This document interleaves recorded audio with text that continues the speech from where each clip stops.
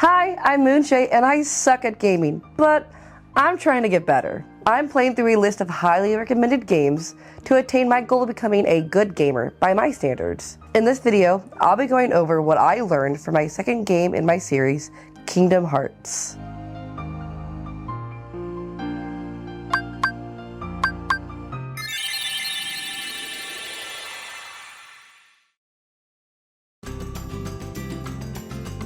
In my previous game, Chrono Trigger, I struggled with navigation. Fortunately, I had Twitch chatters to help direct me, but if ever I was alone, I'd have a tough time figuring out where to go next. My struggle with navigation only became more clear with this game. Kingdom Hearts is a master class in misdirection. It does not hold your hand when telling you where to go. No exclamation points above people's heads, no quest markers on which door to go through, not even a map to make navigation a little easier. This led to me getting lost early on in the game and caused me to say stuff like, I don't know what I'm supposed to do right now. There's been no indication of where I'm supposed to go.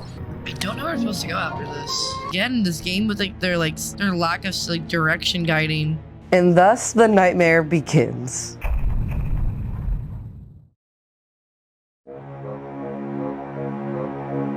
When facing a trial, whether it be in real life or in a video game, I do really well taking direction. In cases where I'm just expected to figure it out, I struggle a lot. When playing other games, navigation was the least of my worries, due to there being maps or icons showing me exactly where to go. In Kingdom Hearts, not so much. My first obstacle came in Traverse Town. At this point, I had talked to everyone, watched the person die right in front of me, and then I started exploring. When walking into a new part of the map, Donald and Goofy are shown looking for Leon, leading me to believe I'm supposed to run into them in one of these rooms. But the real path is to talk to the shopkeeper Sid, which triggers the next cutscene. I guess a person would happen upon this just by going back to the safe spot, but the direction just wasn't clear to me, and it took a long time before I learned where I was supposed to go next. In Wonderland, when looking for evidence to defend Alice, there were so many directions and rooms to explore, I got confused. The exploration itself took so much time that I forgot what I was even doing.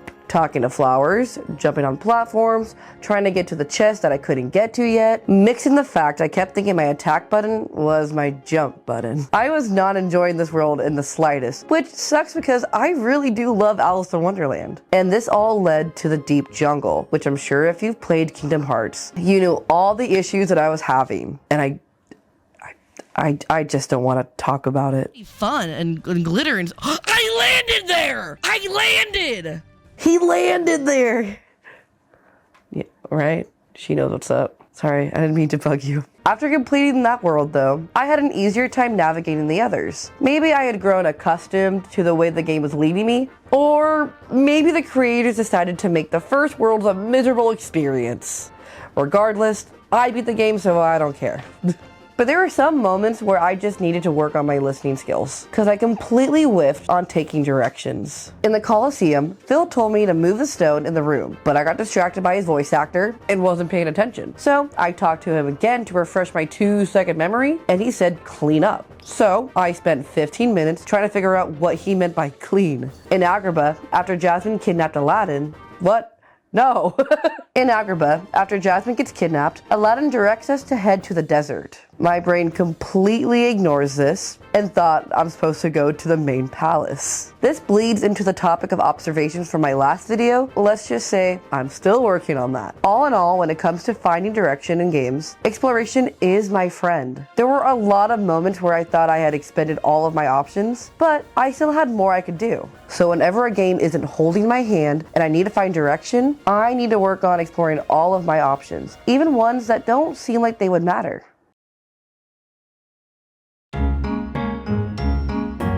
I love 101 Dalmatians, and when finding out that their world had been destroyed and all 99 puppies were lost, I had found my purpose in life. Now, this caused some problems. Every time I saw a chest, I immediately started to worry that it contained trapped puppies. Puppies that would suffocate to death if I did not save them. And none of those were puppies. Sadly, not all these chests were accessible when you first see them. In Wonderland and Agrabah, I was determined to get specific chests that were unreachable. Eventually, I learned I needed to come back after gaining the right ability, but I had a hard time accepting that fact. The fact that I couldn't get it right then and there. This was unlike other games I have played that have collectibles that are accessible from the get-go. The trick is to figure out how to reach them. Usually it would take some sort of extra skill or problem solving to get to them, but they were never unreachable. This is the first time playing a game that had an invisible wall. I could see an item that is obtainable, but is locked behind an ability you learn later on. This was such a jarring moment, and obviously I understood what was going on. I just hated the idea of needing to leave something behind, especially puppies. There were a few moments in Chrono Trigger that had invisible walls, but they made the wall more visible than Kingdom Hearts did. Towards the end of the game, I did in fact end up rescuing all of them. One of my favorite parts of the game was seeing all 99 puppies running around the same room all together again. For future reference, when it comes to invisible walls, if it takes too long for me to reach an area or an item, I need to keep in mind that the game has a natural progression that may or may not be obvious. If I can't reach something, I can always come back and try again later. This last one's a little embarrassing for me. To get to the point, I don't seem to do well when navigating through 3D platforming spaces. This could be unique to Kingdom Hearts, but there are sequences where I need to jump and maneuver through areas that I couldn't understand how to get through them. I had a tough time visualizing areas in my head to figure out how to platform correctly. First was Agrabah, where I wanted to get a chest that I couldn't jump up to. I would move from canopy to canopy trying to reach it, but nothing was working. When I tried to get a lay of the land and figure out if there was another direction I could jump from, the right platform was just out of my view. I didn't even know that I could jump to this higher platform, so I won't knock myself too much for this. But I had been on the platform before, and it never occurred to me that I can get back up there. In places like the deep jungle, I had such a hard time navigating because everything just looked the exact same. I couldn't visualize in my head where I was coming from or where I was going. But even directionally, it wasn't making sense to me how these areas were connected to each other, which led to me needing to get a lot of help. The place that made me realize my real issue was Monstro. And I'm not even talking about the interconnected labyrinth that is his stomach. I'm talking about his mouth. Right after learning the high jump ability, the second level of Monstro becomes accessible. All I had to do was jump onto a few platforms to reach it, but I was struggling. Over the course of 5 minutes, I kept trying to jump from the wrong spot, and I couldn't clear the gap. If someone didn't explain to me that I could reach it from that lower platform, I genuinely don't know if I'd still be alive today. This made it glaringly obvious that I can't visualize my surroundings very well. The best solution I can think of is taking a break and just looking at the problem from a new angle. But I don't even know if that is the foolproof plan. If you have any suggestions or even a game that can help me with this specific issue, let me know in the comments.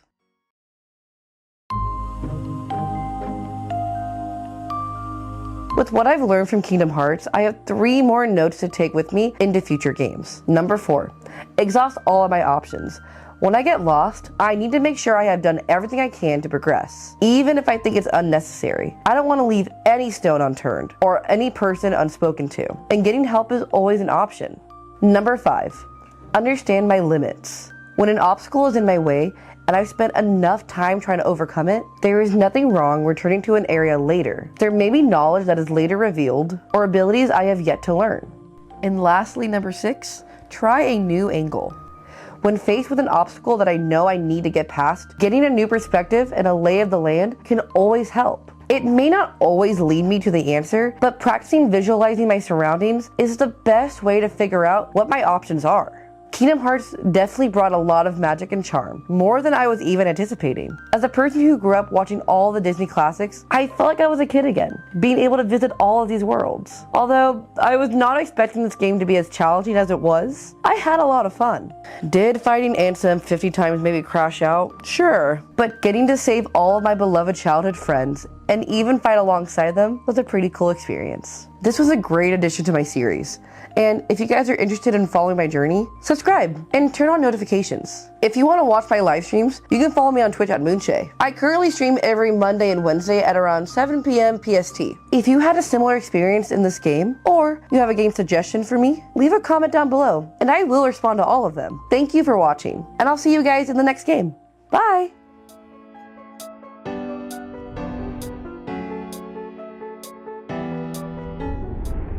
Strike the earth. Oh, he's so cute. Okay, it's not like Mario. I'm seeing. Wait, I can't hear the game volume anymore. I don't want to have to close my game. And it started me from the beginning. I wasn't tilted hardly at all. There's only like one stream legitimate. Oh. That's the end of the stream, guys.